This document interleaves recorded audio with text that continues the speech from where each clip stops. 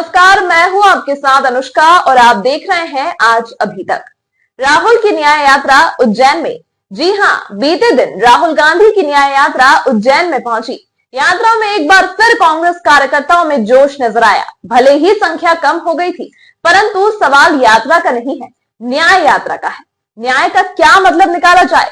पहले भारत जोड़ो यात्रा थी और अब न्याय यात्रा।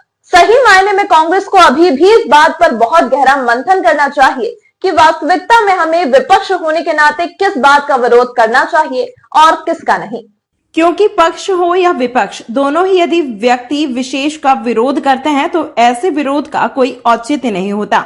विरोध हमेशा विचारधारा और सोच का होता है, और यदि ये दोनों ही देश हित में है या विचारधारा और सोच के अनुसार यदि कोई निर्णय देश और देश की जनता के हित में लिया गया हो तो विपक्ष को भी इसका समर्थन करना चाहिए, परंतु अब ऐसा नहीं होता है। रही बात राहुल गांधी की, तो कांग्रेस द्वारा पिछले कई दशक से राहुल को प्रधानमंत्री पद का उम्मीदवार बनाने की असफल कोशिश कर रही है, जिसके परिणाम स्वरूप कांग्रेस को लगातार नुकसान उठाना पड़ रहा है।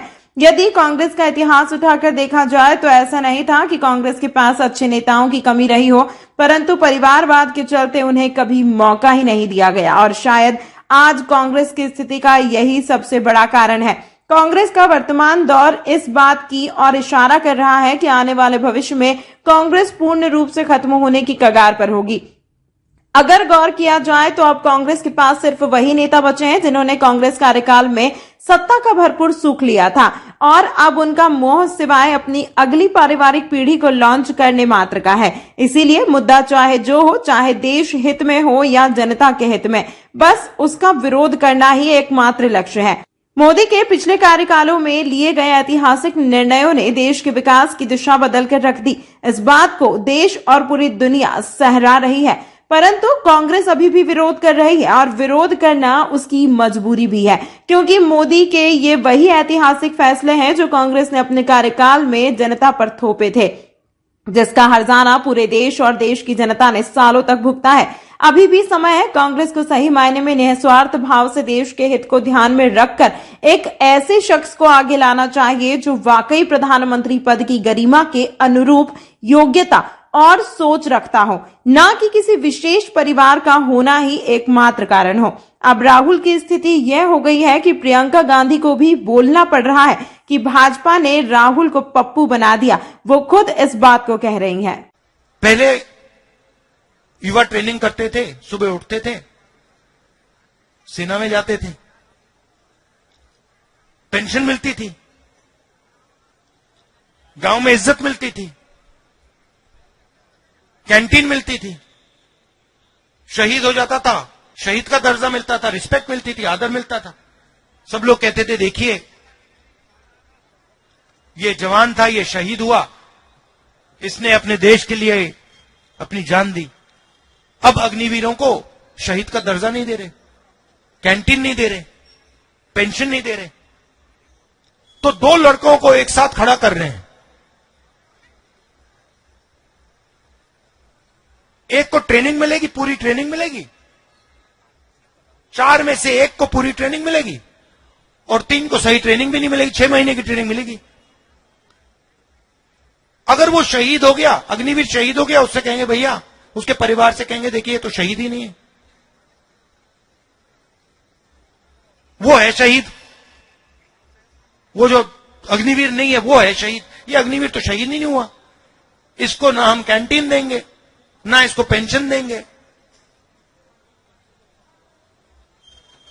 तो ये सारे के सारे रास्ते एक के बाद एक 73% के लिए बंद किए जा रहे हैं। तो यही मैं आपके सामने रखना चाह रहा हूं। मेरे मुताबिक यह अन्याय है आपके खिलाफ, इसलिए मैं आपके सामने ये बात रख रहा हूं। राहुल गांधी दुनिया के सबसे बड़े जो शिक्षा के संस्थान है वहां से पढ़ के आए हैं। हार्वर्ड और कैम्ब्रिज की उनकी डिग्री है, आप उसको पप्पू बनाते हैं। पूरे देश भर में आपकी सहायता के साथ मेरे मीडिया के दोस्तों, डिग्री आपने देखी नहीं, सच्चाई आपने देखा नहीं, उनको पप्पू बना दिया।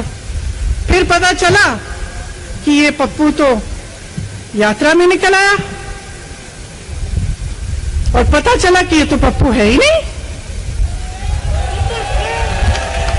इसके साथ तो लाखों लोग चल रहे हैं, ये ईमानदार भी है,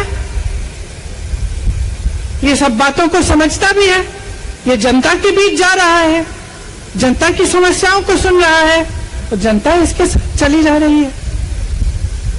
तो घबरा गए कि राहुल गांधी ने संसद में वो सवाल उठाए जिनका उनके पास जवाब नहीं है। राहुल गांधी की न्याय यात्रा आज उज्जैन में महाकाल के दर्शन करेगी सर।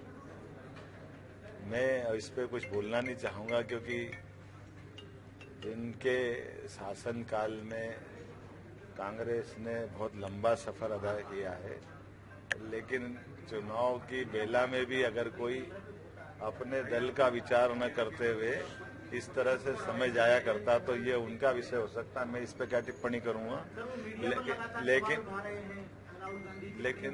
लेकिन देव दर्शन करने की नगरी है उज्जैन, वो भगवान के दर्शन अच्छे से कर ले। मैं यही उनको शुभकामना देता हूँ। मध्य प्रदेश की धरती पर भगवान उनको सद्बुद्धि दे, एक वो पश्चाताप भी करे कि भगवान राम के मंदिर का न्योता उनकी पार्टी ने क्यों ठुकराया था, वो जनता से माफी मांगे। सुप्रीम कोर्ट के निर्णय के बाद वो मंदिर बना, उनके एक नेता उस बनाए हुए मंदिर के स्थान के बारे में आज भी कोई देवस्थान तोड़ा गया इसका पश्चाताप करते हैं।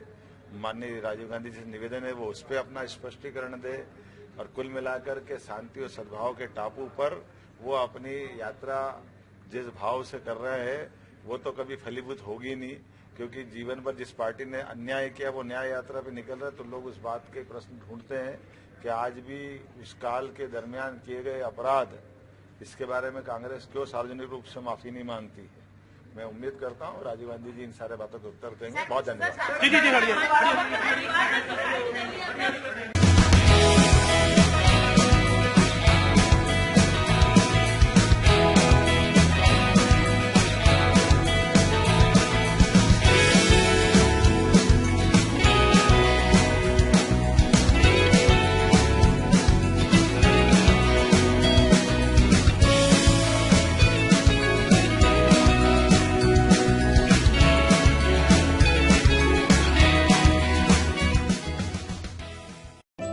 मूल्यवान तो सोने की लंका भी थी, लेकिन अगर बात किसी की स्वतंत्रता की हो तो रावण का राज हो या ब्रिटिश राज, दहन तो होके रहेगा।